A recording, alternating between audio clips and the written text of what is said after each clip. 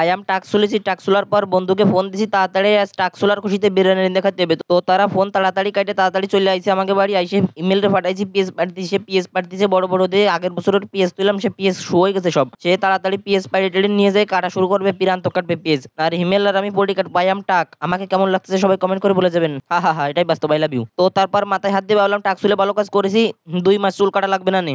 তারপর সাঙ্গের পরেতে বড় বড় পিএস দিয়ে পাড়িয়ে নিয়ে চুলা শুরু করেছি এখন বডি দিয়ে।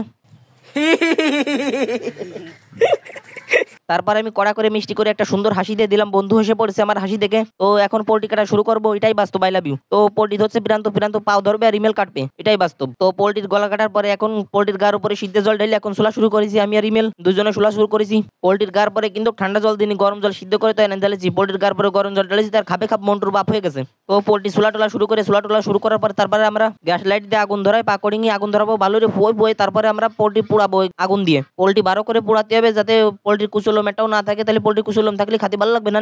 ভালো করে ঠ্যাং হাত পাও ধরে ভালো করে পুড়াচ্ছে পিরান্ত বন্ধু আমার। এটা কিন্তু কোনো পিকনিক টিকনিক না, এটা টাকসুলার খুশিতে খাওয়ানো হচ্ছে। তারপর পোল্ট্রি ভালো করে পুড়ানোর পর গাবলায় জল ঢেলে পোল্ট্রি ভালো করে ধুয়ে নিতে হবে ডইলে গেছে সাবান দিয়ে। তারপরে ভালো করে দিয়ে পোল্ট্রি কাটা শুরু করলাম, তাড়াতাড়ি পোল্ট্রি কাটতে হবে যাতে রাত্রির আগে রান্না টান্দা হয়ে যায়। তারপরে পোল্ট্রি কাটি পোল্ট্রির পেটের মধ্যে নাড়ি বুড়ি ভাইরে ফেললাম। পোল্ট্রিতে যে পরিমাণ তেল হয়েছে তেল লাগবে না রান্নায়। আর দুপুর থেকে পেঁয়াজ রসুন কাটা শুরু করেছি, এখনো পেঁয়াজ রসুন কাটা শেষ করতে পারলো না, কারণ রানবো আমরা বিরিয়ানি, অনেক পেঁয়াজ রসুন কাটা করে করতে হবে। টাক হওয়ার খুশিতে যখন সবাই খাওয়াচ্ছি তখন ভালো করেই খাওয়াতে হবে। এত বড় একটা পোল্ট্রি আমি একা একা কাটে পাচ্ছিলাম না। তারপরে আমার মা এসে কাটা শুরু করলো। তারপরে যেটুক দিয়ে বিরিয়ানি রানবো সেই মাংসটুকু একটু ভালো করে ধুয়ে নিচ্ছি ডলে গেছো ডাকনি আবার ভেঙে গেছে পোল্ট্রির ধুতি ধুতি।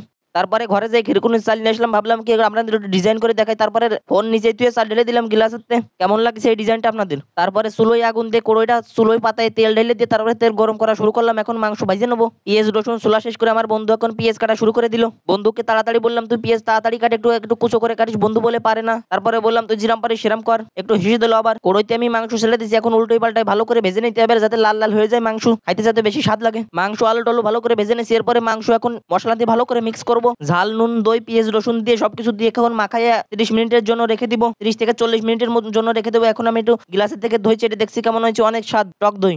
তারপরে গ্লাসেতে চাটে পুটে দই খাই এখন কলে এসে জল খাইয়ে হাত ধুয়ে তারপরে আমি আবার মাংস মিক্স করা শুরু করব। জল খাইয়ে হাত ধুয়ে তারপরে এবারে আমি হাত মুছে তারপরে যাই টুলি বসে মাংস মিক্স করা শুরু করব। প্যান্ডেট টু টাইনে উপর মধ্যে দিয়ে তারপরে এবার টুলে বসে আমি মাংস মাখানো শুরু করলাম। মাংস মাখাতে মাখাতে লাগে গেছে আমার খিদে, তারপরে সিধে থাকলাম বসে ওখানে। ভালো করে নাড়াই চাড়াই মাংস মশলার সাথে মিশাতে হবে যাতে মাংসর গায়ে সবসময় মশলা লেগে থাকে। তারপরে সেই কাটা পেঁয়াজ করে দিতে ভেজে নিলাম। তারপরে খিরকুনের চাল করা ভালো করে নাড়িয়ে চেড়ে ভেজে নিলাম। তারপরে মশলা দিয়ে মাখানো মাংসগুলো করে দিয়ে ছেড়ে দিয়ে এখন ভালোভাবে কষিয়ে নিব। এখন একটু পরিমাণ মতো আটা গুলিয়ে নেব। এই আটা গুলিয়ে আমরা হাঁড়ির মুখে লাগাবো।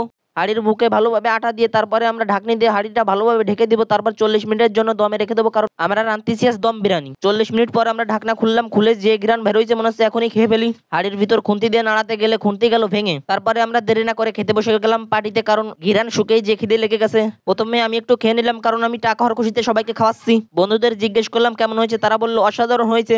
অসাধারণ বলার কিছুক্ষণ পরে আমার বন্ধু যে কথাটা বললো আমার শুনে গেল মাথা ঘুরে। আর একদিন রান্না করে বলে তাদেরকে আবার খাওয়াতে হবে। ভিডিওটা আজ এই পর্যন্ত, সবাই লাইক কমেন্ট শেয়ার করে পাশে থাকো।